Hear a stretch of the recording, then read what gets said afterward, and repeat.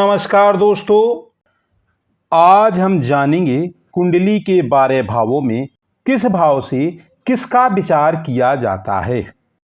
अभी तक हम जान चुके हैं कुंडली में 12 भाव होते हैं, 12 राशियां होती हैं, उनके स्वामी कौन से ग्रह होते हैं, कुंडली में 9 ग्रह होते हैं, उनकी कितनी डिग्रियां हमारे लिए किस तरह काम करती हैं, भावों के स्वामी कौन होते हैं। अब जानते हैं कि भाव क्या हैं और किस भाव से किसका विचार किया जाता है, क्योंकि हमें जब तक ये पता नहीं होगा किस भाव से किसका विचार करना है तब तक हम कुंडली नहीं देख सकते। तो आइए जानते हैं। इस कुंडली में प्रथम भाव यानी कि लग्न भाव तन भाव कहा जाता है। तन मतलब शरीर। यह है द्वितीय भाव, इसे धन भाव कहा जाता है। धन मतलब लक्ष्मी। तृतीय भाव पराक्रम, भाई बहनों का भाव। चतुर्थ भाव सुख, सुख का मतलब तो सभी समझते हैं। पंचम भाव का मतलब होता है सुत यानी पुत्र का भाव। छठवें भाव का मतलब होता है रिपु, शत्रु का भाव। सप्तम भाव का मतलब है जया यानी स्त्री का भाव, पत्नी का भाव।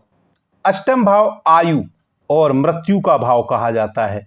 नवम भाव धर्म, दसम भाव कर्म, 11वां भाव आय और 12वां भाव व्यय यानी कि खर्च। अब इसको थोड़ा विस्तार से समझते हैं। तन भाव, इसे लग्न भाव भी कहा जाता है। इससे शरीर के रंग रूप यानी कि हमारी गोरे होंगे या काले होंगे, आकृति, प्रकृति, स्वभाव, आत्मबल, दिमाग, स्वस्थ शरीर यानी हम कितने स्वस्थ रहेंगे, शरीर दुबला होगा या पतला होगा, शरीर कितना पुष्ट होगा, कद कैसा होगा, सिर, यश अपयश, प्रतिष्ठा, दादा दादी, नाना नानी इत्यादि का विचार प्रथम भाव से किया जाता है। धन भाव, इसे द्वितीय भाव भी कहा जाता है। इससे धन धान, सोना चांदी, रत्न, कोष, संपत्ति और कुटुंब आदि के बारे में भी जाना जाता है। इस भाव से भोजन, मुख, दाहिना हाथ और दाहिना नेत्र और वाणी। द्वितीय भाव खास तौर से धन भाव और वाणी के लिए जाना जाता है। बोलने की कला, बड़े मामा, मौसी का विचार द्वितीय भाव से किया जाता है। पराक्रम भाव, इसे तृतीय भाव भी कहा जाता है।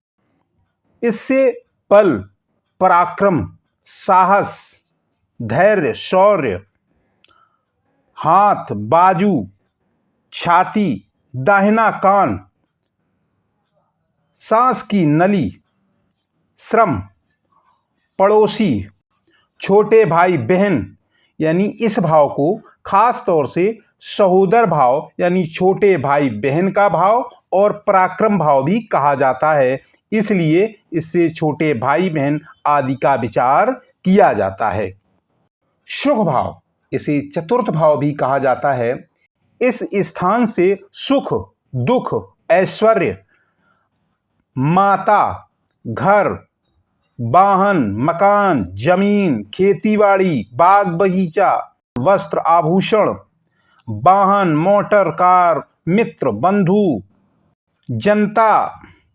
चतुर्थ भाव को जनता भाव भी कहा जाता है। जो नेता लोग होते हैं ना, उनके लिए चतुर्थ भाव का देखा जाना बहुत जरूरी होता है। छाती और हृदय, ससुर इत्यादि का विचार चतुर्थ भाव से किया जाता है। पंचम भाव यानी सुत भाव, इससे संतान, विद्या, बुद्धि, भविष्य, ज्ञान, श्रुति, स्मृति, ज्ञान, इष्टदेव, यंत्र, मंत्र, तंत्र, लॉटरी, शेयर बाजार, प्रेमिका, पेट, प्रथम गर्भ, बड़ी बहन के पति इत्यादि का विचार पंचम भाव से ही किया जाता है। खास तौर से इसे सुत भाव और बुद्धि का भाव और ज्ञान का भाव भी कहा जाता है। रिपु भाव, इसे छठा भाव भी कहा जाता है।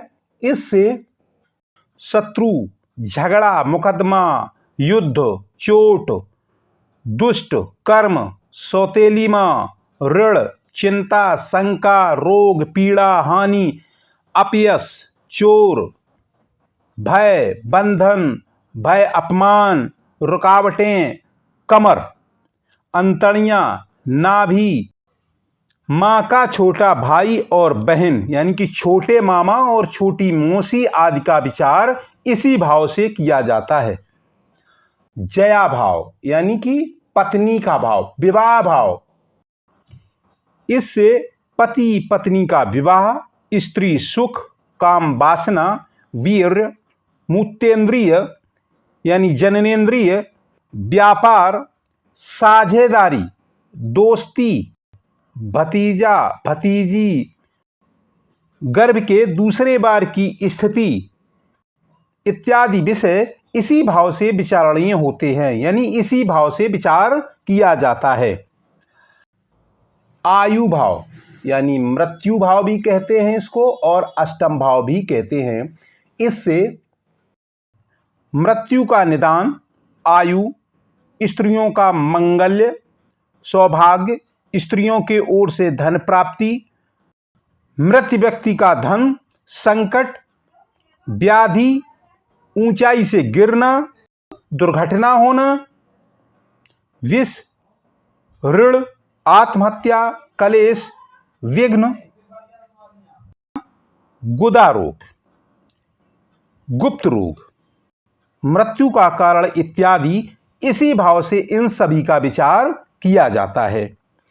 अब आते हैं नवम भाव पर। धर्म भाव, इसे नवम भाव भी कहा जाता है।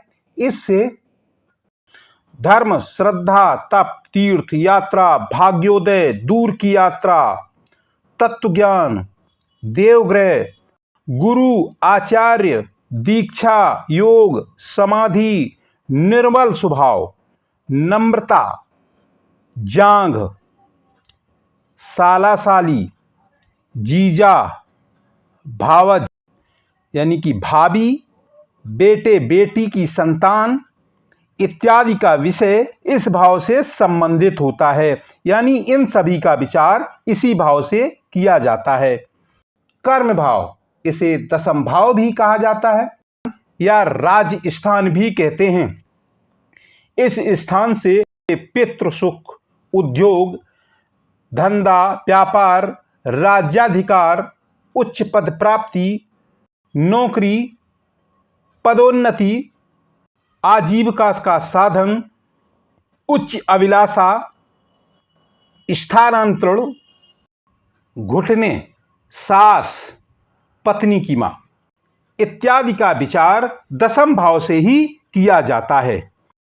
आय भाव, इसे एकादश भाव यानी 11वां भाव भी कहा जाता है या लाभ भाव भी कहा जाता है। इससे अनेक प्रकार का लाभ, आशा, इच्छा, द्रव्य, लाभ, ऐश्वर्य, मित्र, सुख, ठेकेदारी, बायां कान, पैर की पिड़लियां, बड़ा भाई, दामाद, पुत्र वधू आदि विषय का विचार एकादश भाव यानी 11वें भाव से किया जाता है। व्यय भाव यानी कि द्वादश भाव, 12वां भाव, इससे मोक्ष, आध्यात्मिक विद्या, गुप्त विद्या, खर्च का विचार, हानि, दान, व्यय, आत्महत्या, पाखंड, राजकीय संकट, दंड, कैद, सुख, दरिद्रता, पाप, शयन सुख यानी कि शय्या सुख, नींद, वीर्य, विसर्जन, ऋण, सिर पीड़ा, बायां नेत्र, पांव का पंजा, चाचा बुआ इत्यादि का विचार द्वादश भाव यानी 12वें भाव से किया जाता है। ये वीडियो यहीं तक, फिर मिलेंगे अगले वीडियो में। नमस्कार।